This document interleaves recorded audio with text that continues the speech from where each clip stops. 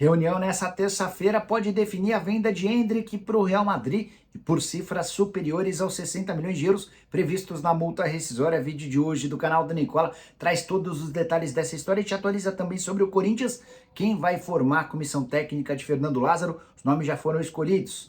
São Paulo acerta sua primeira venda para 2023. Anderson Talisca pode mesmo jogar no Flamengo? Por falar no rubro-negro, te atualizo sobre o Alisson, aquele volante que joga a Série B pela Ponte Preta. Vai para a Ponte, fica na Ponte, vai para o Flamengo ou pode pintar no Atlético Paranaense para completar pacotão de reforços no Vasco da Gama, as últimas do Grupo City em território brasileiro e muito mais. Antes, deixa eu só me apresentar, me chamo Jorge Nicola, jornalista esportivo e dono desse canal no YouTube que tem a missão de falar sobre todos os clubes de futebol no Brasil. Óbvio que não dá para falar sobre todos, mas eu não fico restrito a times de São Paulo e do Rio. Na medida do possível a gente fala sobre os mineiros, gaúchos, nordestinos, para tentar trazer informações para vocês sobre todos, beleza? Se curtiu o vídeo, não esquece de deixar like e de se inscrever no canal para ajudar a gente, combinado? Bora começar contando que todo esse conteúdo é um oferecimento de Aposta Ganha, site de apostas esportivas que me dá maior sorte. Nessa terça-feira, os dois últimos jogos das oitavas de final da Copa do Mundo tem Marrocos e Espanha. Vitória da Espanha pagando R$ 1,52. Um pouquinho mais tarde, às 4 da tarde, Portugal e Suíça. E a vitória portuguesa paga R$ 1,87. Já dá para apostar também nas partidas de quartas de final que começam na sexta-feira. Tem Brasil e Croácia se enfrentando a partir do meio-dia. Vitória da Croácia paga 8,37, o empate paga 4,82 e a vitória brasileira pagando 1,38. Às 4 da tarde, o adversário do Brasil na semi, Holanda ou Argentina, a vitória dos argentinos pagando R$ 2,24. Não vai ficar fora dessa, né? Para participar e apostar na Aposta Ganha é super simples, só pegar o link que está no comentário fixo ou apontar seu telefone celular para o QR Code, beleza? Bora começar o vídeo com o tradicional giro de notícias e a primeira informação repercute uma entrevista que o Wellington Rato deu exclusiva ao programa do Nicola nessa segunda-feira. O atacante, que é pretendido por São Paulo, Fortaleza e já foi alvo do Cruzeiro, admitiu que com a volta do Paulo Brax ao Brasil, ele já foi procurado pelo Vasco. As negociações devem ser definidas ainda nessa semana, de acordo com o atacante que fez 70 jogos pelo Atlético Goianiense, principal jogador do Dragão em 2022. Bora falar também sobre Leila Pereira e Paulo Bosi, presidente e vice, sofreram uma derrota política importante nessa segunda-feira. Houve uma votação no Palmeiras para eleger novos conselheiros vitalícios, somente 2 se elegeram, e o mais votado foi um membro da oposição. O nome dele, pegar para vocês, Osimar Moraes, 120 votos. Esse cara é da oposição e vários dos conselheiros que votaram para que o Osimar se tornasse um conselheiro vitalício são da situação. Eles andam incomodados com algumas medidas não muito populares adotadas por Leila Pereira. A curiosidade é que antes de se tornar presidente, a Leila era a mais popular de todas, garantia pizzas para os conselheiros, uma série de festas. A coisa deu uma bela mudada a partir do momento em que ela se sentou na presidência. Bora falar agora sobre Iago Pikachu. Contei para vocês com exclusividade durante o fim de semana que ele é o mais novo reforço do Fortaleza. Desembarca nessa terça-feira na capital cearense para passar por exames médicos e assinar o contrato de empréstimo por uma temporada. Ele segue ligado ao clube japonês. Esse clube emprestou o atleta sem custos. Fortaleza assume 100% dos direitos, 100% dos salários. Se quiser ficar com o jogador em definitivo, já sabe quanto vai precisar gastar no fim da temporada de 2023. Bora falar agora sobre bastidores do Grupo City, a chegada ao Bahia. Queria até repercutir uma informação que o Juca Kfouri deu. Ele afirmou nas últimas horas que meia dúzia de cartolas do São Paulo rejeitaram o convite para conversar com o Grupo City. Isso impediu que o São Paulo se tornasse uma SAF via Grupo City. Não é uma verdade. O Grupo City conversou com o São Paulo como conversou com outros 14 clubes de futebol no Brasil. Pelo menos 14, né? Eventualmente pode até ter conversado com mais. A informação, as confirmações que eu tenho indicam 14 conversas com times diferentes. A primeira ideia do Grupo City lá atrás era comprar um time pequeno de São Paulo, do interior, da capital, mas algum que tivesse quase nenhuma dívida. Aos poucos, essa ideia foi mudando. O Grupo City conversou, por exemplo, com o Botafogo, com o Cruzeiro, com o Vasco, que eram clubes que se tornariam SAFs, mas se assustou com as dívidas. Depois começou a pensar na possibilidade de comprar um clube nordestino e foi aí que o papo com o Bahia avançou. Dívidas de 300 milhões de reais, bem inferiores a de vários outros grandes clubes, foram foram um fator decisivo para o acordo com o Bahia, e desde o último sábado a palavra final no Bahia já é do Grupo City, como por exemplo quando da escolha de Renato Paiva, treinador português de 52 anos de idade, que vai ser anunciado nas próximas horas como o novo comandante. Bora falar agora sobre reforços do Vasco da Gama. A partir das 11 horas da manhã dessa terça-feira, o torcedor vascaíno vai poder matar um pouquinho da ansiedade. Aqui Paulo Brax, o executivo de futebol escolhido pela 777 para comandar o processo no Vasco, vai conceder uma entrevista coletiva e vai começar a abrir nomes que a gente tanto aguarda. A tendência é que Maurício Barbieri seja anunciado como novo técnico e Abel Braga como novo diretor técnico. O acordo com o Barbieri foi fechado nessa segunda-feira. Já há um contato, um acordo com Abel Braga há pelo menos 10 dias. É possível também que durante essa entrevista coletiva o Paulo Brax indique alguns dos caminhos que o Vasco vai tomar em relação à folha de pagamento, orçamento, metas. Tudo isso foi debatido nos últimos dias, primeiro com o pessoal da 777 na Itália e mais recentemente com dirigentes do Vasco em território brasileiro. Sobre reforços, que é algo que certamente você deve estar curioso para saber. Júnior Urso está absolutamente contratado. Contei para vocês que Pedro Raul, uma informação que eu obtive de uma pessoa do Vasco, também já tem tudo apalavrado. E há ainda um outro terceiro reforço também já fechado. Não sei se a 777 já anuncia nessa terça-feira, mas nos próximos dias essa novela vai acabar. A política da 777 indica pelo menos 20 reforços para a temporada de 2023. Poucos serão jogadores que permanecerão do atual elenco para o próximo ano.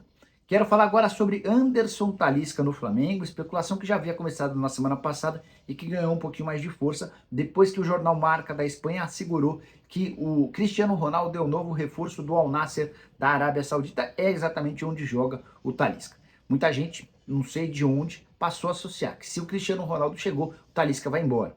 Será que os caras estão imaginando que não há dinheiro para o Al Nassr?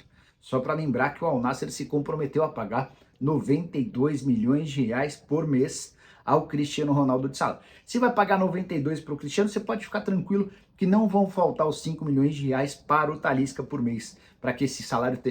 chegou um, vai ter que tirar o outro. Não existe isso, tá? O Talisca tem contrato com o Al Nassr até junho de 2024.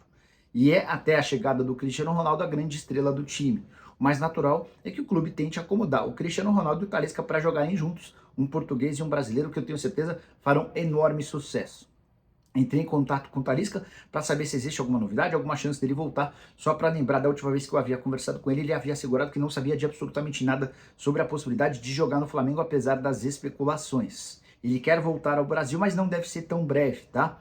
Está em busca de fazer o pezinho de meia dele, garantir o sustento dele e dos familiares, dos filhos, eventualmente dos netos, o cara que passou muita dificuldade financeira lá atrás e que está disposto a fazer um bom cofre antes de voltar ao futebol brasileiro, porque sabe que a realidade por aqui é bastante diferente. Então, você torcedor rubro-negro que se empolgou com Anderson Talisca, não é uma operação fácil, o Al Nassr não está louco de vontade de se desfazer dele, pelo contrário, a ideia é ter Talisca e Cristiano Ronaldo jogando juntos. Se de fato Cristiano Ronaldo chegar à Arábia Saudita, como crava e garante o jornal Marca. Bora falar sobre o São Paulo acertando mais uma venda. A primeira para a próxima temporada. Você sabe que os outros 6 jogadores que já haviam deixado o clube, todos sem render qualquer centavo. Vamos lembrar de cada um dos 6 antes de falar sobre essa negociação.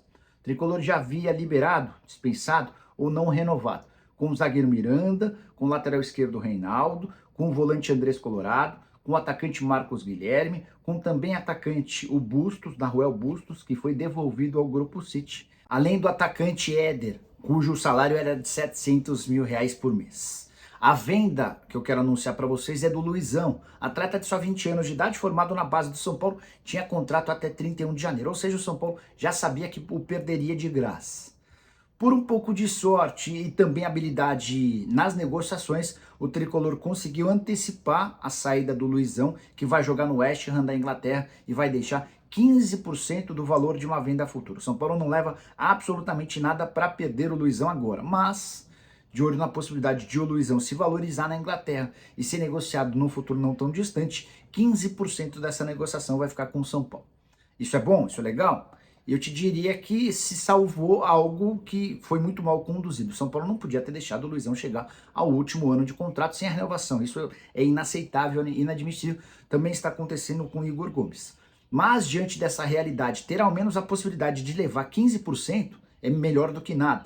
e digamos que o Luizão vá muito bem no futebol inglês e seja negociado, por exemplo, por 20 milhões de euros lá na frente, São Paulo fica com 15% dessa cifra. Jogador de 20 anos, como eu contei, havia disputado a Copa São Paulo de Juniores no início da temporada, 20 partidas no time principal, com um gol marcado, muita força física. Pode ser que acabe se destacando no futebol internacional. Esse acordo com o West Ham já foi apalavrado, falta apenas a realização dos exames médicos e a assinatura do contrato. Bora mudar de assunto e trazer informação exclusiva. Quero contar para vocês que nessa terça-feira, por meio de uma videoconferência, Palmeiras e Real Madrid vão discutir a venda do Endrick. E o Real Madrid já fez chegar aos ouvidos do Palmeiras a intenção de pagar 72 milhões de euros pela transferência. Aí você deve estar se perguntando, mas Nicola, se a multa é de 60 milhões de euros, por que o Real Madrid vai pagar 72?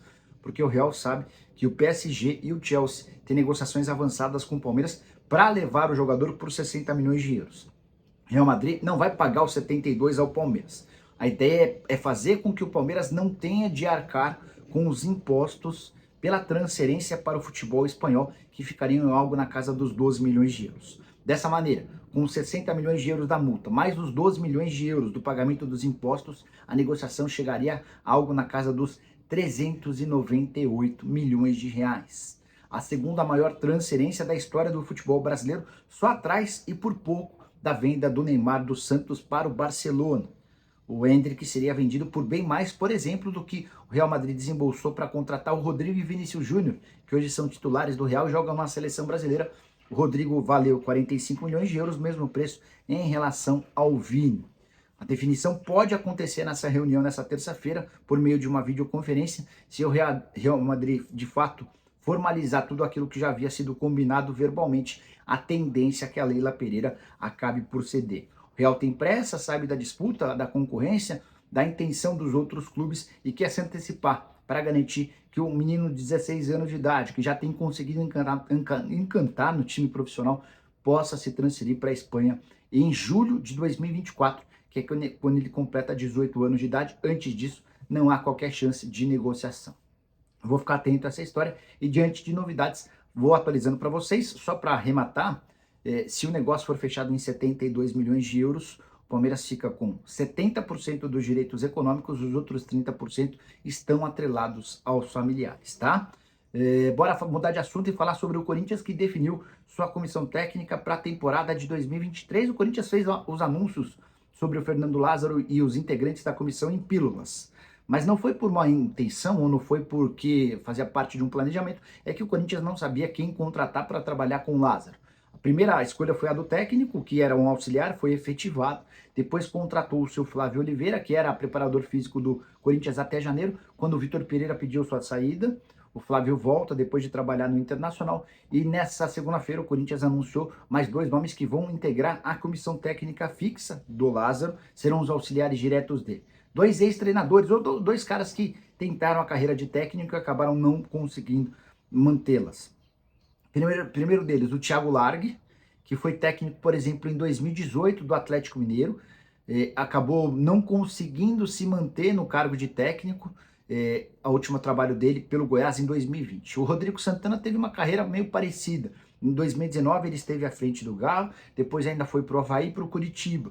O mercado não os manteve em atividade, eles acabaram aceitando dar um passinho para trás para atuar como auxiliar técnico. Dessa maneira, são 3 jovens, são 3 caras estudiosos, o Lázaro, o Thiago Largue e o Rodrigo Santana, são 3 caras de muito conteúdo, não se sabe ao certo se são caras de muita experiência. Talvez o melhor fosse mesclar, ter um auxiliar técnico mais experiente, com um nome um pouco mais forte, com mais lastro no vestiário. Enfim, o Corinthians optou por essa formação extremamente jovem e de bastante conteúdo. Não sei se vai dar certo, o que você pensa? Só queria contar um bastidor. Tenho falado para vocês sobre a dificuldade que o Lázaro vai ter em se impor no vestiário.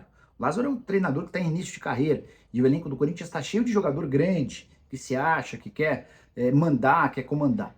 Pois bem, o Thiago Largue já viveu isso no Atlético Mineiro com um dos integrantes do elenco corintiano, o Roger Guedes. Toda vez que o Largue substituía o Roger Guedes, o atacante fazia pico, enchia o saco e causava aquela polêmica toda. Imagino que é uma cena que a gente pode ver se repetir na temporada de 2023, quando o Lázaro decidir por substituir o Roger Guedes. Quero fechar o vídeo para falar sobre a situação do volante Alisson, que havia feito bom campeonato mineiro pelo Atlético, foi negociado com a Ponte Preta. A Ponte adquiriu 50% dos direitos econômicos e manteve 50% com o Clube Mineiro. E aí que vai ter o problema, só para você entender. O Alisson fez grande Série B, foi o grande destaque do time campineiro e passou a chamar a atenção de clubes brasileiros. O Atlético Mineiro chegou a ter o seu nome especulado com o Alisson, mas não avançou. Hoje, os dois interessados são o Atlético Paranaense e o Flamengo. O Atlético Paranaense chegou a um acordo com o Atlético e o Flamengo chegou a um acordo com a Ponte Preta, mas não existem acordos entre os outros clubes. E aí há um impasse gigante. Para piorar, Ponte Preta vive uma situação financeira desesperadora, são 4 meses de salários atrasados. Os atletas que disputaram a Série B e mantiveram a Ponte na segunda divisão não querem renovar o contrato para o Campeonato Paulista enquanto os problemas financeiros não forem resolvidos. Outros jogadores que a Ponte está tentando contratar para a disputa da Série A2 do Paulista também estão com medo de fechar por causa desses salários atrasados. E enquanto a venda do Alisson não se confirma, esses problemas não se resolvem. Então, era bom que Atlético Paranaense, Flamengo, Atlético e Ponte, ou pelo menos o Atlético e a Ponte, se sentassem à mesa para tentar chegar a um denominador comum. Quem perde são os próprios clubes e o jogador. Prometo ficar de olho nessa história assim que tiver novidade, conto para vocês, beleza? Curtiu o vídeo, deixa like, se inscreve no canal. Lembrando que a gente volta com um vídeo no final da tarde, tem programa do Nicola a partir das 7h30 da noite. Abraço, tchau!